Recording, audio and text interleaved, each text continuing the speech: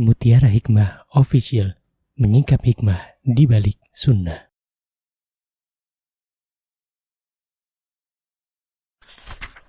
Salurkan donasi terbaik Anda untuk mendukung dakwah Mutiara Hikmah Official.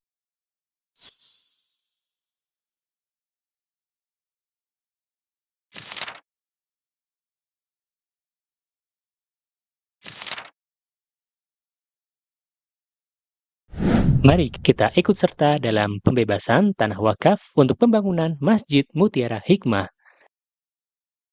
Bagi Anda yang ingin menyalurkan donasi, bisa melalui rekening Bank BSI di nomor rekening 2200220245 atas nama Masjid Mutiara Hikmah.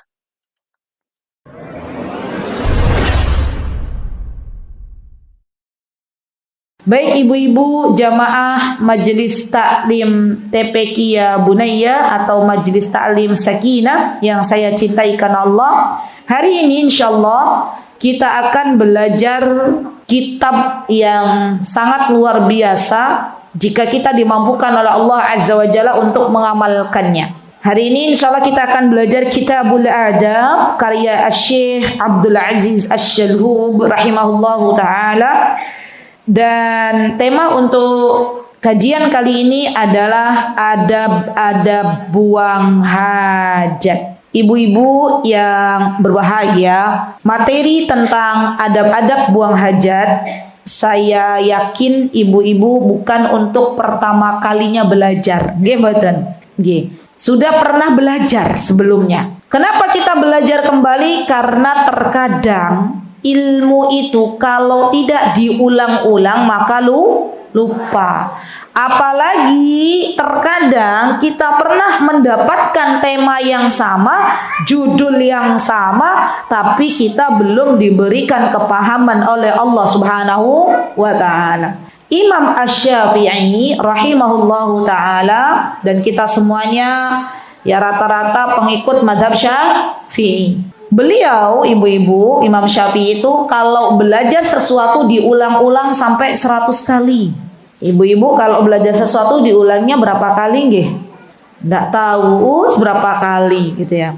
Jadi jangan pernah bosan, karena bisa jadi ketika kita pernah belajar suatu ilmu kita belum paham. Kemudian belajar kembali, Allah berikan pemahaman. Atau bisa jadi kita sudah diberikan pemahaman oleh Allah, tapi ternyata belum Allah mudahkan kita untuk mengamalkannya. Bersemangatlah untuk belajar ilmu agama ini, karena sesungguhnya dengan kita belajar ilmu agama dan mengamalkannya, maka sesungguhnya kita sedang menanam benih-benih amal saleh. Kita sedang menyiapkan bekal untuk hari setelah kematian.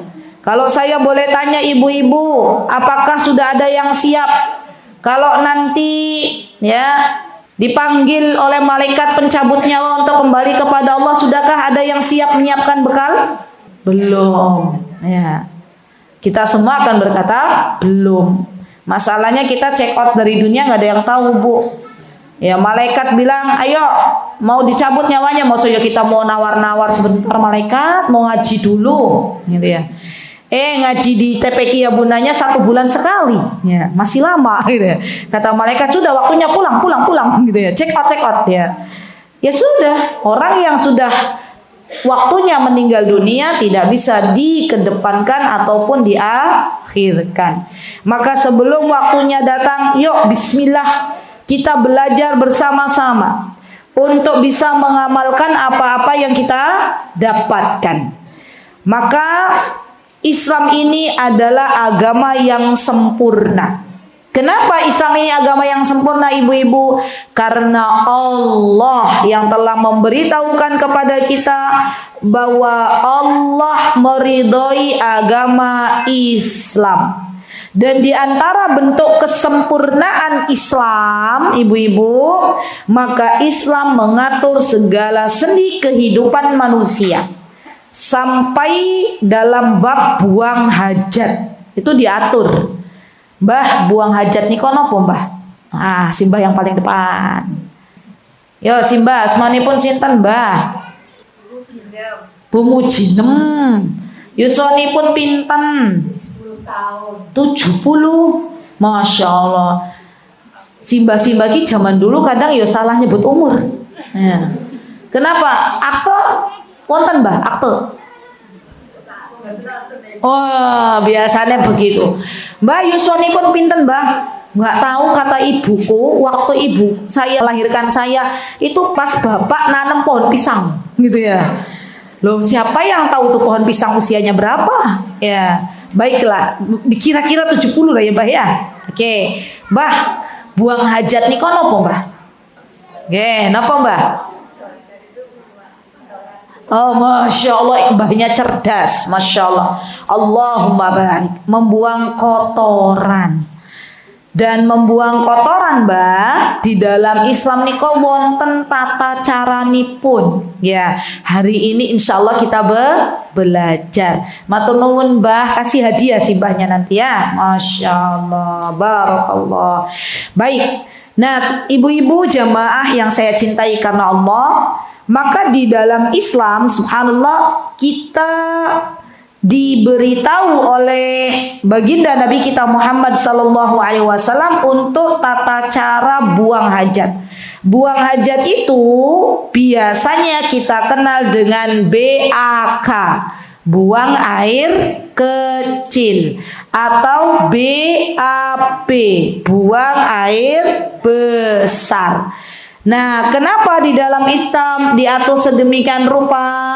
Di antara tujuannya adalah untuk memberikan maslahat kepada umatnya Nabi kita Muhammad sallallahu alaihi wasallam, untuk memberikan kebaikan kepada kita selaku umat Nabi kita Muhammad sallallahu alaihi wasallam.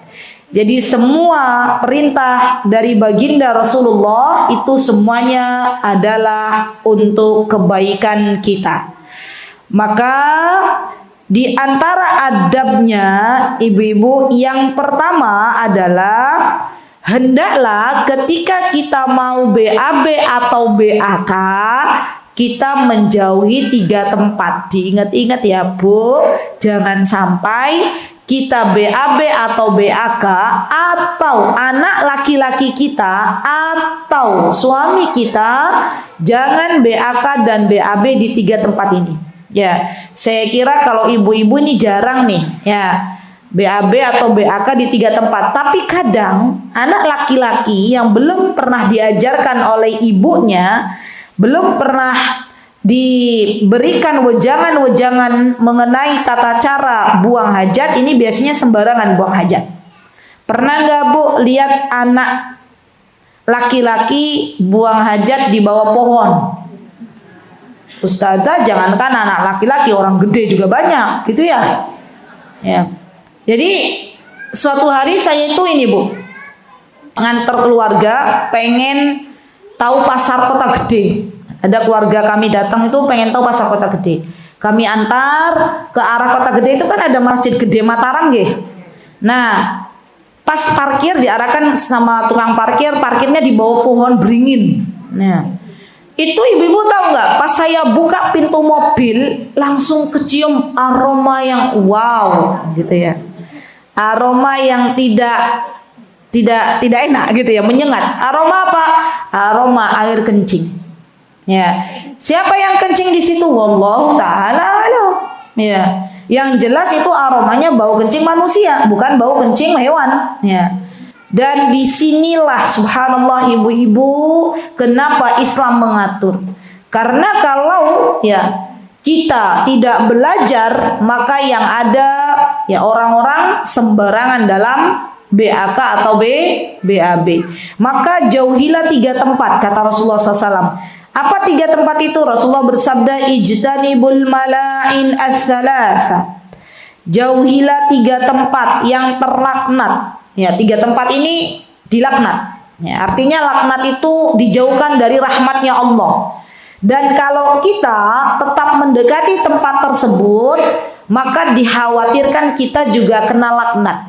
Maka jangan coba-coba. Apa 3 tempat ini? Yang pertama, kita dilarang untuk BAK dan BAB, kita dilarang untuk buang hajat di aliran air, di mana aliran air itu ibu-ibu airnya mengalir untuk dijadikan kebutuhan pokok bagi masyarakat setempat.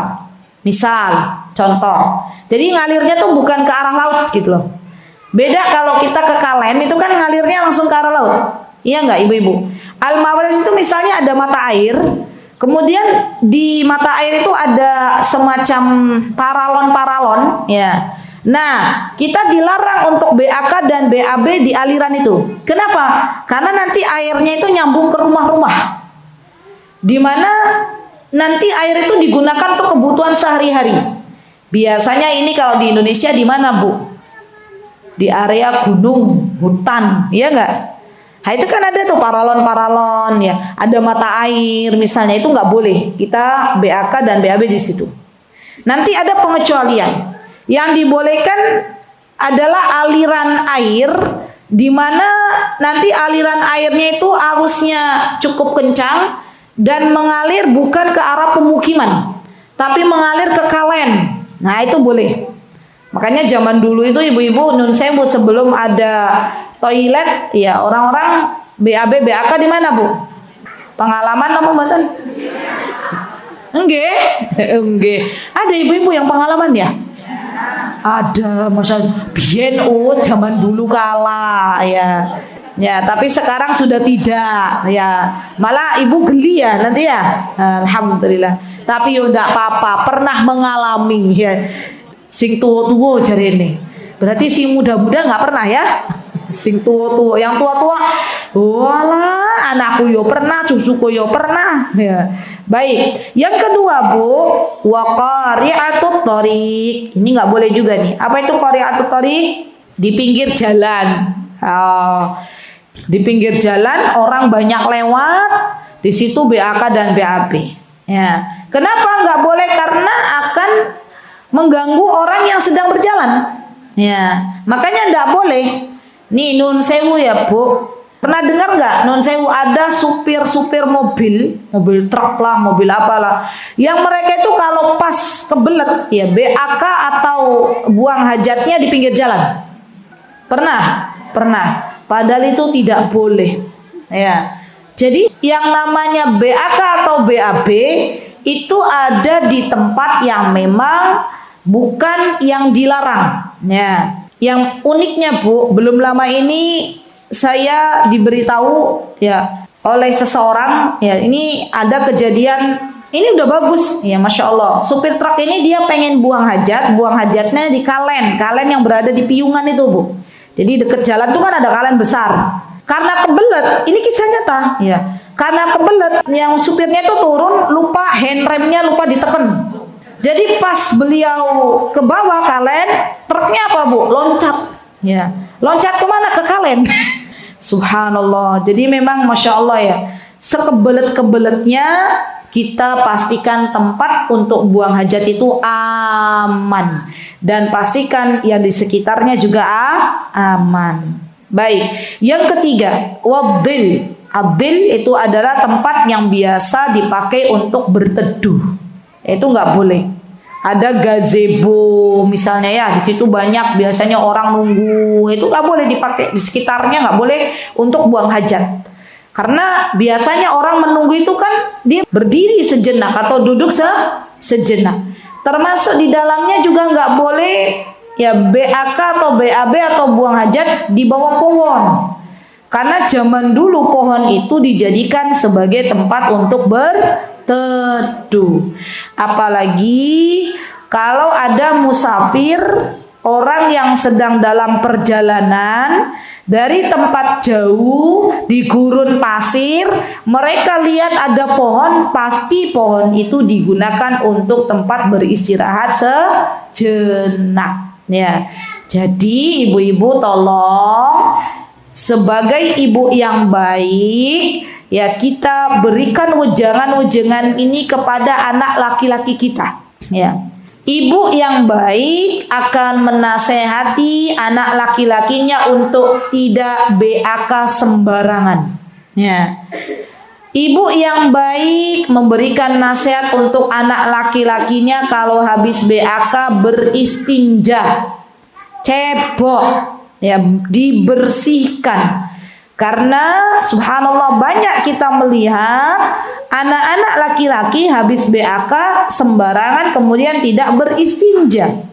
Padahal ketika ada seseorang dia setelah buang hajat, baik itu BAK maupun BAB, tapi yang sering BAK tidak dicuci, ya tidak beristinja tempat yang tadinya ya keluar sesuatu yang kotoran tersebut, maka nanti termasuk bagian dari sarana untuk mendapatkan siksa kubur. Ya, jadi di antara yang bisa mendapatkan siksa kubur, faktor yang mengantarkannya adalah ketika habis BAK tidak cebok, ketika habis BAK tidak dibersihkan, ketika habis BAK tidak beristinja. Dan ini banyak dilakukan oleh anak-anak laki-laki di negara kita. Maka saya pesan kepada ibu-ibu di seluruh dunia, khususnya wabil khusus di negeri kita yang tercinta Indonesia Raya, ya. Yuk bismillah, yang punya anak laki-laki tolong ya sempatkan untuk memberitahu anak laki-laki kita. Nah, kalau BAK, kalau kencing, kalau pipis di tempat yang sudah disediakan di toilet. Malu nak kalau pipis di tengah jalan. Malu nak kalau kamu pipis di sembarang tempat, auratmu terbuka. Gitu ya Bu ya. Takutlah sama Allah kalau kamu habis pipis ndak cebok, ya. Karena nanti kita dan suami kita bertanggung jawab di akhirat. Kita ditanya sama Allah, kenapa kamu biarkan anakmu pipis sembarangan? Kenapa kamu biarkan anakmu tidak beristinja, tidak cebok? Apakah kemudian kita akan menjawab di hadapan Allah, ya begitulah, gitu? Nggak bisa. Ya, kita harus punya jawaban di mana kita akan menjawab, ya Allah saya sudah menasehati anakku, ya Allah suami saya sudah menasehati anakku, tapi ternyata dia tetap melanggar nasihat kita. Kata Allah, ya sudah, kalau memang sudah dinasehati berarti Anda sudah tidak lagi bertanggung jawab. Gitu ya Bu ya. Baik. Kemudian di antara adab yang kedua, ya. Apa di antara adab yang kedua? Di antaranya adalah larangan kencing di air yang tergenang. Ya, ini juga sesuatu yang subhanallah tidak diperbolehkan ibu-ibu. Kenapa? Karena biasanya ketika kita tahu ada air yang tidak mengalir, air yang menggenang, maka kemungkinan besar kalau ada orang BAK atau BAB di dalamnya, maka akan menjadikan air tersebut najis. Ya. Contoh misalnya di negara kita ini di mana ya Bu? Airnya nggak ngalir. Danau apa ya? Danau tapi kan banyak airnya ya. Apa Bu? Betul, kolam renang. Subhanallah. Kolam renang itu ada dua Bu. Ada yang airnya ngalir tuh. Iya nggak? Ada yang airnya nggak ngalir. Kalau yang kolam renangnya bagus dia ngalir. Ya, ada aliran, jadi dia terus. Tapi saya nggak tahu apakah itu airnya nanti diputar lagi ya? Diputar lagi ya? Kecuali di kolam renang di daerah Klaten. Ibu tahu yang ada mata airnya itu? Itu kan kolam renang tapi airnya ngalir tuh. Memang benar-benar ngalir. Ya. Kalau di Jogja mungkin rata-rata nggak ngalir. Ya. Maka ibu-ibu hati-hati. Kalau di kolam renang tahan, jangan BAK di dalam. Ya. Kalau mau pipis, mau BAK naik dulu, masuk toilet yang sudah disediakan di dekat kolam renang. Kenapa? Karena kalau sampai BAK di dalam, kalau sampai pipis di dalam, maka ya itu menjadikan airnya tidak baik lagi. Belum lagi nanti ada yang minum. Loh kok bisa Ustazah minum? Ya kan kadang gelagapan. Kalau yang nggak bisa renang, ya. Dan berapa banyak kalau kita tidak memperhatikan, ya, kalau kita tidak memperhatikan diri kita sendiri nggak BAK di sana, berapa banyak orang yang BAK di sana. Ya, orang yang pipis di kolam renang. Maka yuk bismillah kita tumbuhkan kesadaran diri kita. Kalau lagi renang ibu-ibu, maka usahakan tidak BAK di dalam kolam renang, tidak kencing di dalam kolam renang. Dan ini bagian dari ibadah. Ini bagian yang dianjurkan oleh Nabi kita Muhammad sallallahu alaihi wasallam. Jadi yang namanya ibadah itu bukan hanya sholat, yang namanya ibadah itu bukan hanya puasa saum, tapi termasuk bagian dari ibadah ketika kita menjalankan perintahnya Rasul. Apa misalnya? Tidak pipis, tidak kencing, tidak BAK di kolam renang. Semoga setelah kajian ini yang kemarin masih begitu ya, semoga Allah Azza wa Jalla berikan ilmu yang bermanfaat. Ya, karena sesungguhnya walaupun orang lain tidak melihat kita BAK di kolam renang, tapi sesungguhnya Allah Zat yang Maha melihat. Ya, baik. Yang ketiga, Bu, kita tidak diperbolehkan, hukumnya makruh, membawa sesuatu yang ada lafaz Allah ke dalam toilet. Contoh misalnya Pak Ustazah, ibu-ibu lagi bawa Al-Quran di tasnya.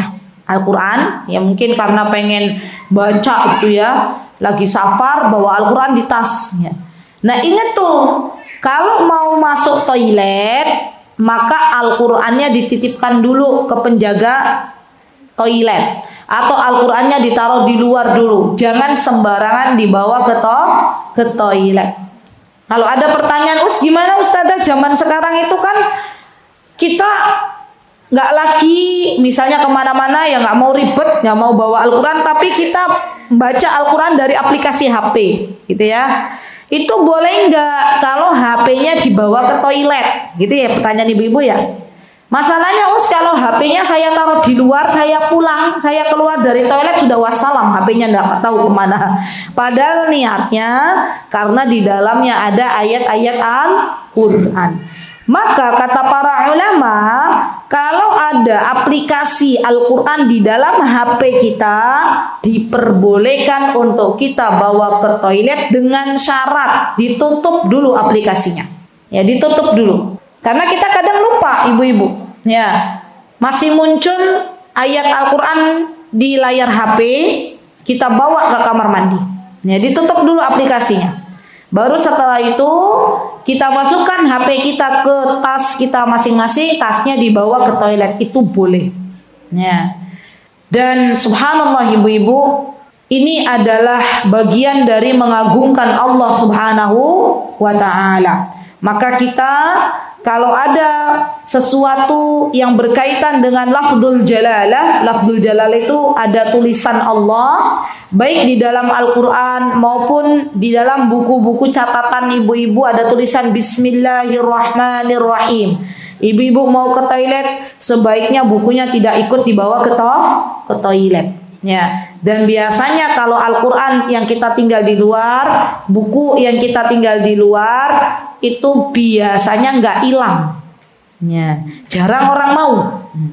Tapi kalau yang ditinggal HP dalam sekejap hilang. Ustazah gimana, boleh nggak kalau misalnya sampai dibahas di sini nih? Kalau misalnya ada uang kertas, ya uang kertas. Saya nggak tahu uang kertas mana itu. Yang di dalam uang kertasnya itu ada tulisan Allah. Uang, ya. Uang kertas ada tulisannya Allah, itu boleh nggak dibawa masuk di dalam dompet kita, dibawa ke toilet? Ya itu boleh nggak? Kata para ulama, karena itu dalam keadaan darurat, ya maka diperbolehkan. Ya. Tapi insya Allah mata uang kita kan nggak ada yang tulisannya Allah ya Bu ya. Coba cek.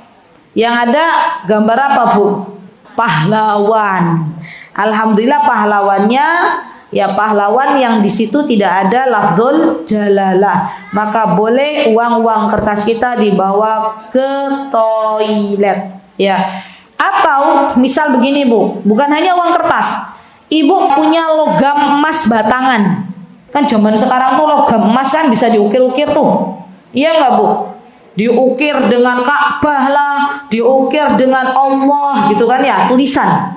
Maka emas batangan ini, logam mulia ini, kalau ibu mau ditaruh di dompet dan dibawa ke toilet misalnya dalam perjalanan, nggak bisa lagi, nggak ada tempat untuk menaruh, kalau ditaruh di luar hilang, maka ini boleh dibawa ke toilet. Kenapa? Karena darurat. Tapi yo nggak usah bawa-bawa logam emas pas safar Bu. Ya.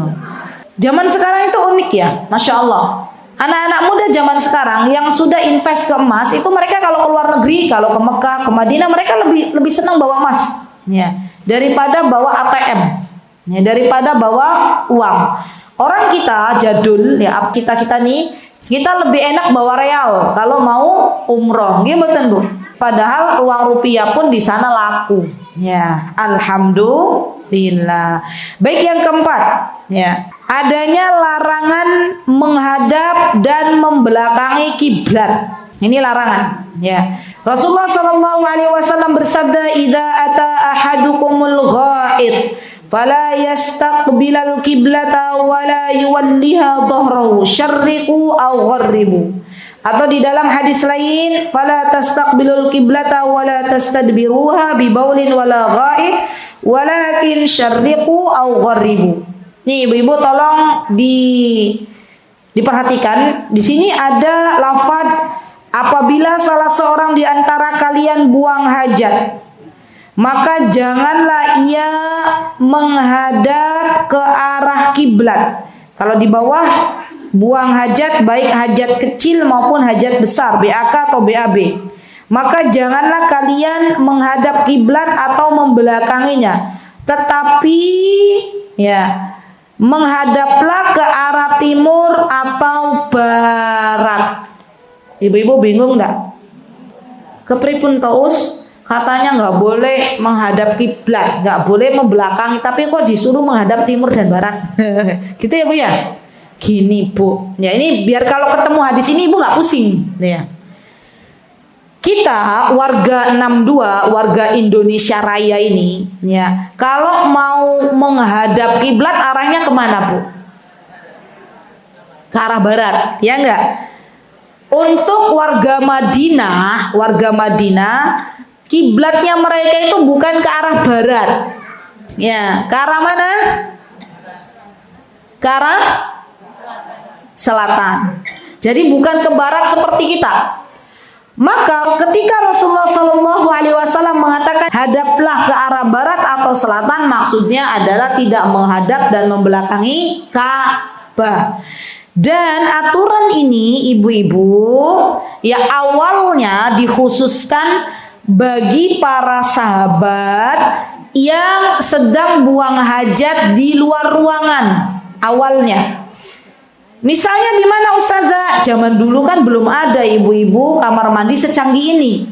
Zaman dulu kalau mau BAK atau BAB, maka zaman dulu tuh ada tempat khusus yang jauh dari pandangan manusia di tengah gurun. Ya sama mungkin kalau zaman dulu ibu-ibu pernah lihat enggak? Ada kolam mungkin di kampung-kampung, di situ ada tempat kakus. Nah, itu kotakan itu kan Bu. Nah, terus di situ nanti banyak tuh orang BAK atau BAB ya. Saya mau tanya, kalau yang seperti itu nanti airnya bawa sendiri kah? Oh, bawa sendiri. Orang Indonesia tuh kreatif banget ya Bu. Kolam yang seperti itu bawahnya dikasih ikan, dikasih lele, gimana? Itu lele sama ikan siapa yang makan? Padahal dalamnya ada apanya? Kotoran, gimana? Makanya nanti dalam Islam ada tuh pembahasan, ya kita tidak boleh memakan ikan langsung dicedok dari kolam, ya. Yang ikan tersebut murni dia hanya makan kotoran, itu ada fikihnya, tidak boleh ibu-ibu. Ya karena di situ ada racun, kecuali nanti ada ketentuan-ketentuannya. Dan nanti insya Allah mudah-mudahan ibu-ibu bisa belajar ya. Jadi kreatifnya warga kita ini luar biasa, ya. Ada kesempatan langsung diambil, ya. Padahal di situ ada larangan kita memakan ikan yang ikan tersebut memakan kotoran, ya. Tapi nanti kapan bisa dimakan ada ketentuannya, gitu ya. Baik. Nah, gimana Ustazah kalau misalnya di dalam ruangan? Gini ibu-ibu. Ibu-ibu, kalau misalnya ibu-ibu meziarah atau silaturahmi ke rumahnya Simbah, ke rumahnya Bude, ke rumahnya Pak Le. Di situ kamar mandinya, toiletnya, tempat buang hajatnya menghadap ke arah barat, menghadap ke arah kiblat. Apakah boleh kita pipis atau kita buang hajat di situ? Boleh. Kenapa? Karena bangunannya sudah dibuat, ya. Kecuali kalau ibu-ibu mau bikin rumah. Nih, Bu, saya mau tanya. Kita ini kalau mau bikin rumah yang paling heboh apa toh, Bu? Apa? Sumur, terus apa lagi Bu? Pertama toilet ya. Masya Allah. Ada yang lebih heboh gerbangnya seperti apa gitu ya. Yang pertama kali dipikir, nanti keramiknya seperti apa, terus nanti bentuk plafonnya seperti apa. Itu kan ada anak-anak muda zaman sekarang. Kalau orang tua zaman dulu Masya Allah, yang lebih diperhatikan sumur dan toilet. Maka nanti itu toilet pesen ke Pak Tukang. Pak Tukang tolong ya, nanti toiletnya dipasang jangan menghadap kiblat. Berarti arahnya utara dan selatan. Jadi awal kita pesan dulu ke Pak Tukang. Ya, minta tolong toiletnya jangan dihadapkan ke arah barat dan timur, tapi selatan dan utara. Insya Allah itu bisa diusahakan. Tapi kalau memang sudah dibangun dari zaman simbah, zaman dulu kala misalnya, sudah ada bangunannya, maka kata para ulama ini diperbolehkan. Begitu nggih Bu nggih. Jadi Masya Allah ya, para ulama menyikapi hal ini dengan bijak. Ya, tidak langsung mengatakan haram, tidak. Tapi kalau memang toiletnya sudah ada sebelumnya, maka itu diperbolehkan. Kalau mau membuat, ya buatlah tidak menghadap ke arah kiblat. Baik. Kemudian yang kelima ibu-ibu. Ya. Kalau mau masuk kamar mandi, jangan lupa berdoa. Yo, ibu-ibu dibaca bareng-bareng doa masuk kamar mandi. Allahumma inni a'udzubika minal khubuthi wal khaba'ith. Yang belum hafal, ibu-ibu PM minta cucunya untuk nulis pakai bahasa Latin, boleh. Tempel di tempat yang ibu-ibu mau masuk kamar mandi. Ya, nanti sebelum masuk kamar mandi dilihat tulisannya, Allahumma inni a'udzubika minal khubusi wal khaba'ith. Baru masuk, dahulukan kaki kiri. Bu, kalau kita membaca doa masuk kamar mandi, maka kita akan dijaga oleh Allah Subhanahu wa ta'ala. Karena di kamar mandi itu tempatnya syaitan, baik syaitan laki-laki ataupun syaitan perempuan. Al-khubus itu syaitan laki-laki, al-khaba'ith itu syaitan perempuan. Dan kalau kita nggak baca doa masuk kamar mandi, ibu-ibu lepas pakaian tanpa busana, setonnya bisa lihat. Ya, mosoyo eman topu aurat kita dilihat sama syaitan. Jangan heran kalau ada manusia dicintai oleh setan. Kenapa? Karena bisa jadi pas masuk kamar mandi nggak baca doa. Nah, jadi kalau masuk kamar mandi baca doa. Tujuannya apa? Tujuannya untuk kita, biar kita dijaga oleh Allah Subhanahu wa ta'ala. Dan dahulukan kaki kiri. Ibu kalau masuk kamar mandi mendahulukan kaki kiri, itu kita sedang beribadah. Kita dapat pahala. Ditulis saldo pahala akhirat. Ibu fulanah. Kenapa? Karena kalau masuk kamar mandi mendahulukan kaki kiri. Yo, ibu-ibu, selama ini kita asal masuk atau memperhatikan langkah mana? Asal masuk, ya. Mulai PR yang kedua, ya. Tadi PR yang pertama, kalau belum membiasakan baca doa dibiasakan. Kalau belum hafal ditulis. Yang kedua, ibu pulang dari sini masuk kamar mandi, PR-nya langsung dikerjakan. Ya, berdiri dulu depan kamar mandi. Mana dulu nih kakinya yang dilangkahkan? Oh, kaki kiri, maju dulu. Ya, subhanallah Bu. Saya pernah melihat ada video, ya video di layar HP ada yang kirim itu. Ternyata ibu-ibu, hikmahnya ketika syariat Islam itu memberikan ya perintah untuk masuk kamar mandi mendahulukan kaki kiri. Di dalam video itu disebutkan ini hikmahnya memang kalau ada apa-apa misalnya sampai jatuh gitu ya, maka kaki kanan masih bisa menumpu. Masya Allah, itu hikmahnya. Jadi kalau kita nurut sama Allah, kalau kita nurut sama Rasulullah, maka semuanya ada kebaikan di dalamnya. Ya, zaman sekarang orang-orang barat meriset ya, apa yang telah disabdakan oleh baginda Rasulullah SAW, apa yang telah difirmankan oleh Allah. Ternyata di situ banyak sekali kebaikan di dalamnya, banyak sekali ya keajaiban di dalamnya, sampai-sampai mereka akhirnya masuk Islam. Kita sebagai seorang muslimah terkadang nggak mau nurut sama Allah, nggak mau nurut sama Rasulullah. Kenapa? Karena kita nggak tahu ilmunya. Sekarang kalau kita belum tahu ilmunya, yakinilah setiap apa yang Allah Subhanahu wa Ta'ala firmankan di dalam Al-Quran, dalam bentuk perintah kita ikuti, dalam bentuk larangan kita jauhi, maka di dalamnya ada kebaikan. Apa yang disabdakan Rasulullah, bentuknya perintah kita ikuti, bentuknya larangan kita jauhi, maka yakinilah di dalamnya ada kebaikan. Jadi PR yang kedua, ibu-ibu, nanti kalau ibu-ibu selesai kajian semuanya mau masuk kamar mandi, dipikir dulu, mana dulu nih, kaki kiri dulu atau kaki kanan. Ya, semoga dengan kita istiqomah, kalau mau masuk kamar mandi mendahulukan kaki kiri kita, semoga ini bagian dari ibadah yang kelak bisa mengantarkan kita ke dalam surganya. Amin. Allahumma amin.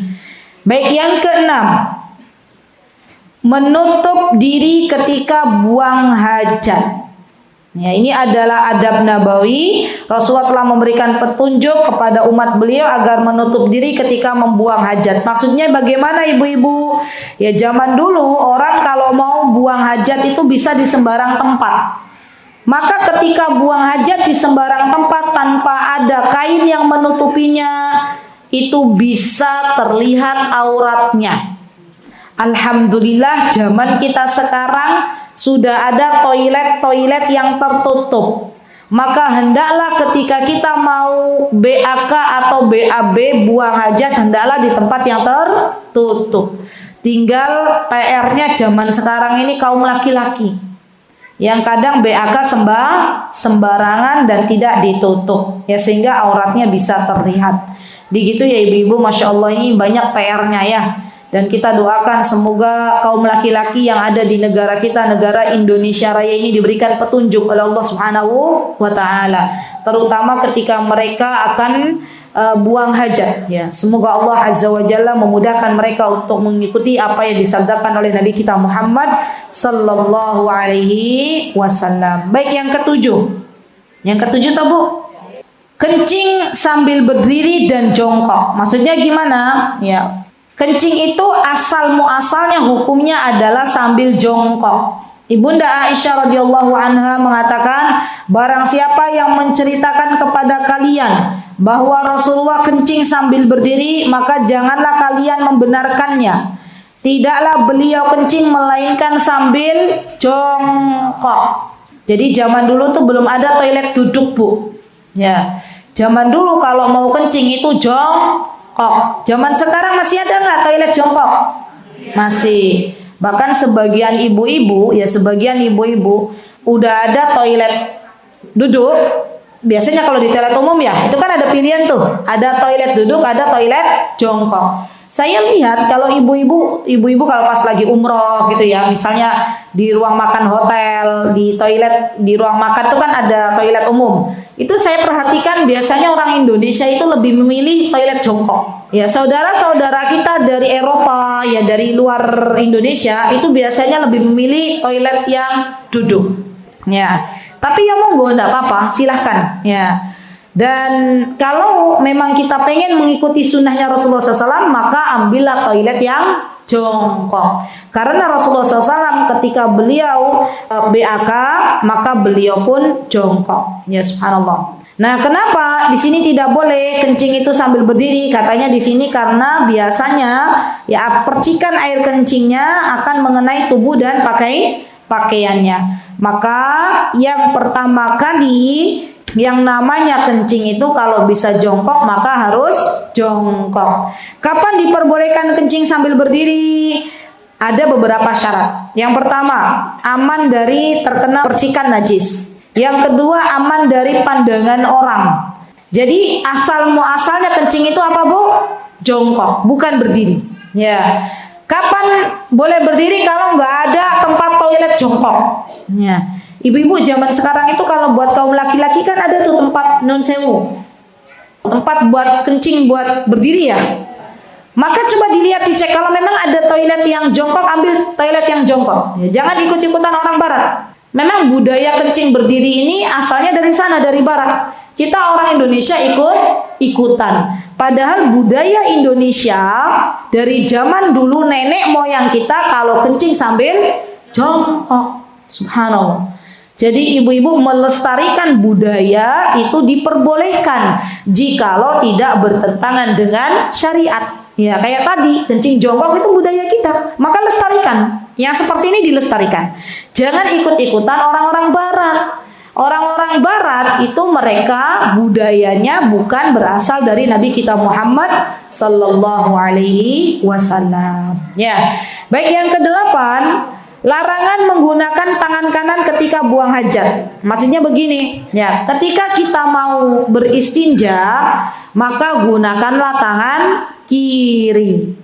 Karena tangan kanan ini kita gunakan untuk sesuatu yang baik. Kita makan pakai tangan kanan. Kita memberi gunakan tangan kanan. Ya, untuk sesuatu yang kotor, maka gunakanlah tangan kiri. Baik. Kemudian ibu-ibu di sini ada Rasulullah SAW bersabda, "Idza bala ahadukum fala ya'khudhanna dzakarahu bi yaminihi wa la yastanji bi yaminihi wa la yatanaffas fil ina." Nun sewu nggih Bu nggih. Kalau kita buang hajat, maka kita tidak diperbolehkan memegang kemaluan kita dengan tangan kanan. Ya. Jadi yang namanya, ini kan semua perempuan ya. Yang namanya kemaluan itu aslinya nggak usah dipegang-pegang, ya, kecuali kalau memang ada hajatnya. Misalnya apa, mau dibersihkan, ya, mau dibersihkan, maka membersihkannya menggunakan tangan kiri. Kalau tidak ada hajat, maka tidak usah dipegang, gitu ya. Baik.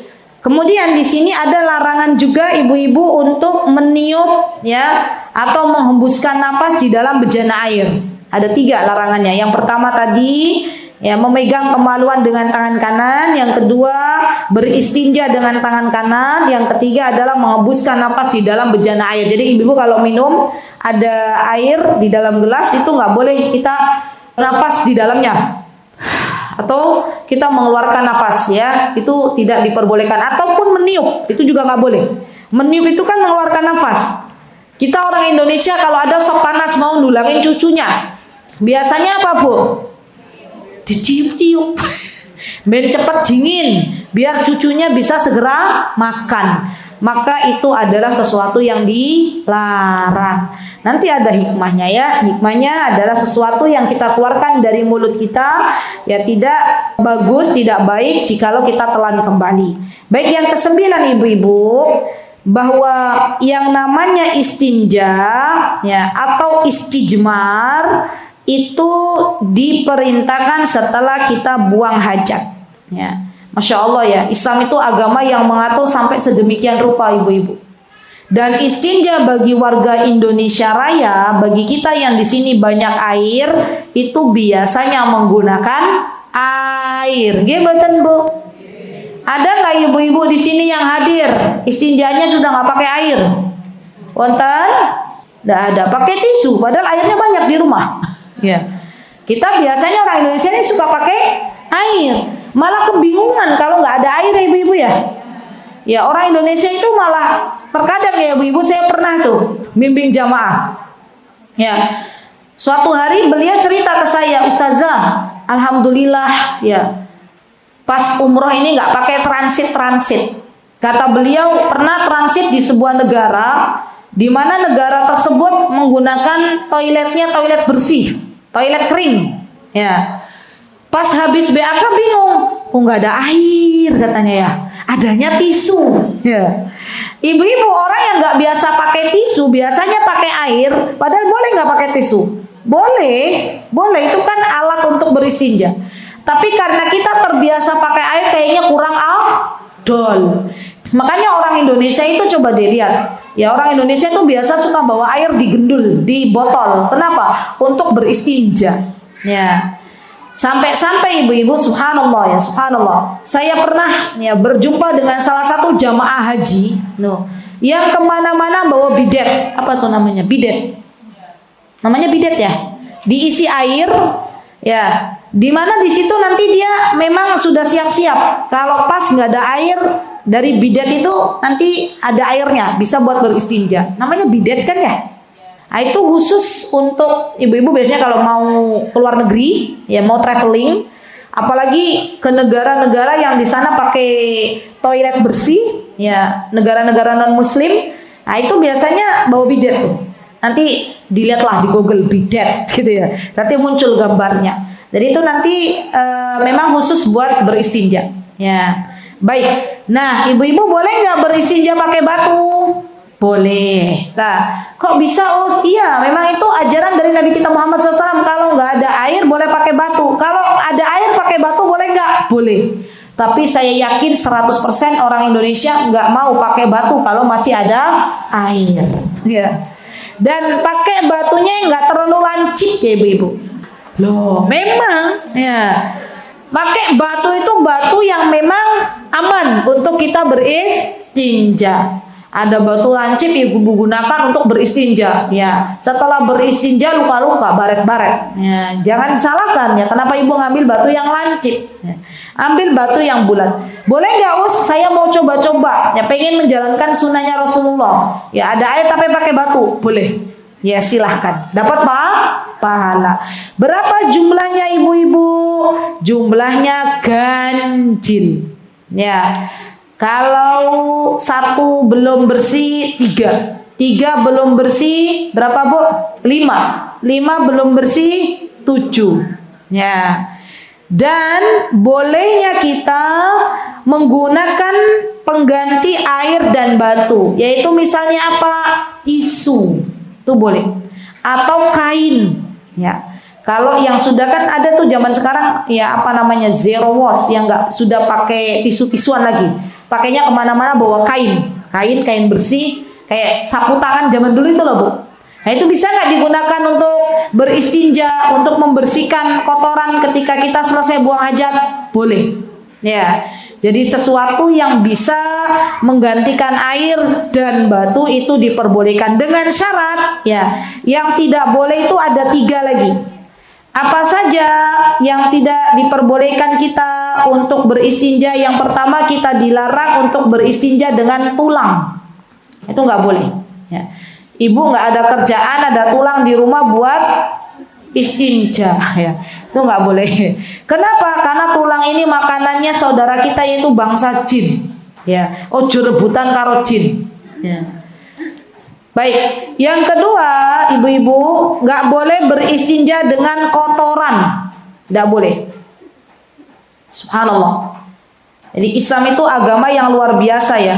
Kita tidak diperbolehkan untuk beristinja dengan kotoran, atau kita tidak diperbolehkan beristinja dengan raus. Bahasa Arabnya adalah kotoran itu ya kita tidak diperbolehkan untuk beristinja dengan raus. Yang ketiga kita tidak boleh beristinja dengan apa Bu? Saya cari hadisnya ini.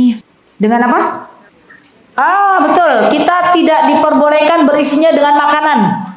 Dengan sesuatu yang kita makan. Misalnya dengan buah-buahan itu nggak boleh. Kenapa? Karena buah-buahan itu sesuatu yang bisa kita makan. Ya, Masya Allah. Barakallahu fiik. Ya, itu nggak boleh. Ya.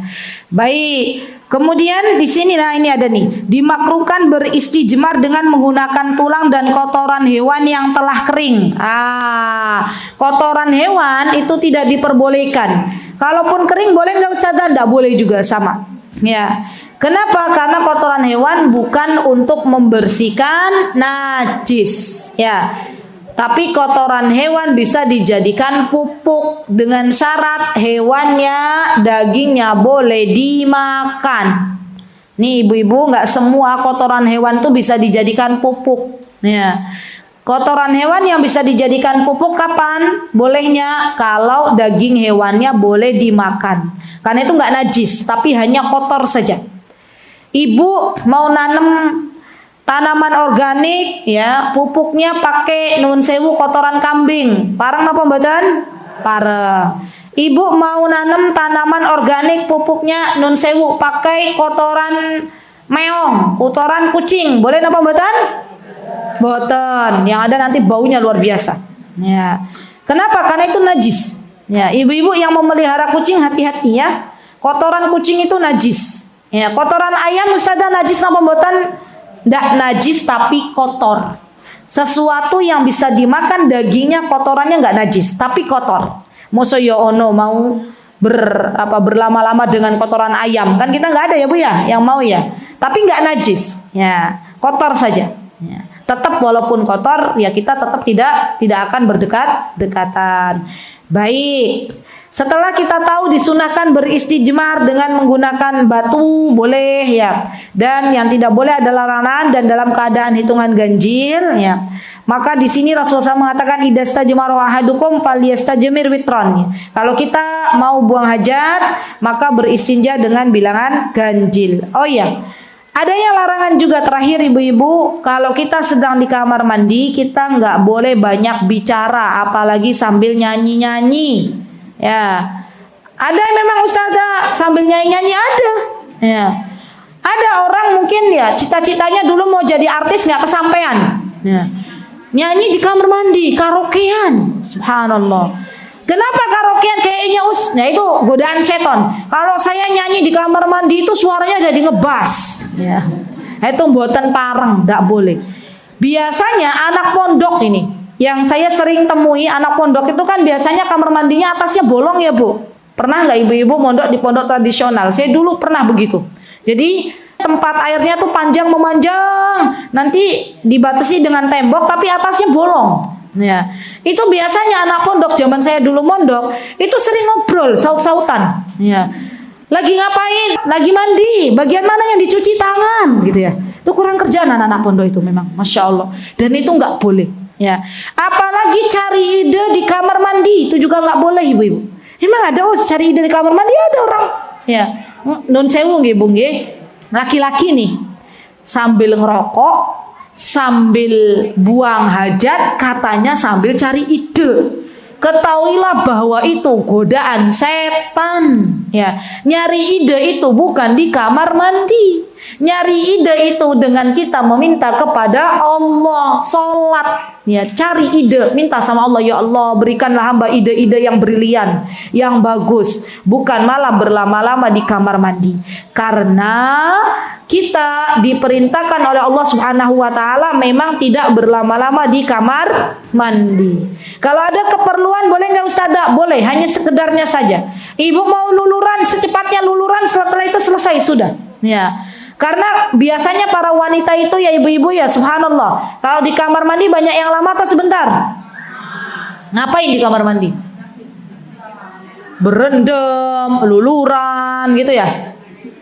Mainan air kalau anak-anak, masya Allah. Kita bilang ke anak-anak, ayo nak, jangan lama-lama kalau mau mainan air di luar kamar mandi. Kan ada tuh disediakan bak ya, namanya anak-anak senang air, atau di halaman rumah kalau anak-anaknya masih kecil-kecil. Dan kita biasakan jangan berlama-lama di kamar mandi, karena kamar mandi itu tempatnya syaiton. Gitu ya ibu-ibu.